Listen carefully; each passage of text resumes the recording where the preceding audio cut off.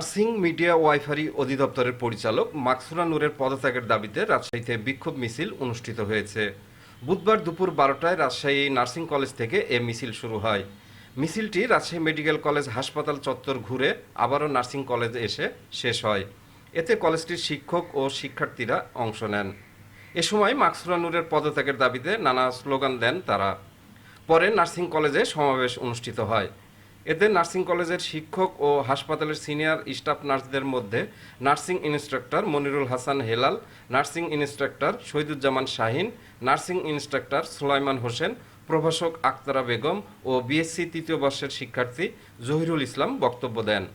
এ সময় বক্তারা বলেন, অবিলম্বে নার্সিং ও মিডিয়া ওয়াইফারি অধিদপ্তরের পরিচালক মাকসুরা নূরের পদত্যাগের দাবি জানাচ্ছি, আর পদত্যাগ না করলে কঠোর আন্দোলনের মাধ্যমে তাকে পদত্যাগে বাধ্য করা হবে।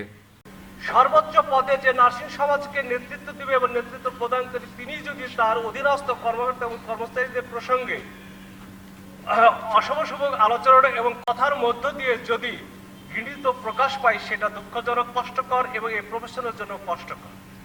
আর তো মানবতা সেবায় যে সকল নার্স সমাজ এই দেশের বিভিন্ন সময়ে পরীক্ষিত সময় এগুলোতে উত্তীর্ণ হয়ে তারা যে আত্মমানবতা সেবায় নিজেদেরকে নিয়োজিত হয়েছে, সেখানে দেখা যাচ্ছে আমাদের ঊর্ধ্বতর কর্তৃপক্ষ যদি বিমতা স্বরূপ আচরণ করে, তাহলে আমাদের শেষ আশ্রয়স্থলটুকু কিন্তু ভঙ্গ।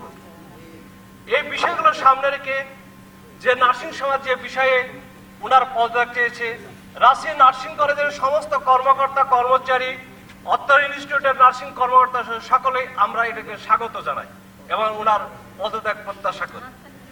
সেকেন্ড যে বিষয়টা হলো সেটা হলো আমি যদি ব্যক্তিগতভাবে চিন্তা করি, সেটা 1991 সালে যখন আমি এই প্রফেসরে ঢুকেছিলাম, তখন থেকে পদোন্নতি এবং যে সমস্যাগুলো জটিলতাগুলো আমরা দেখছি, এখন নিজেরা যে ভুক্তভোগী সেই অভিজ্ঞতা আলোকে বলতে পারি এখানে যে জটলা আছে সেই জটলাগুলোর সমাধান করা। সেলিম উদ্দিন, ডেস্ক রিপোর্ট, নবরূপ টিভি।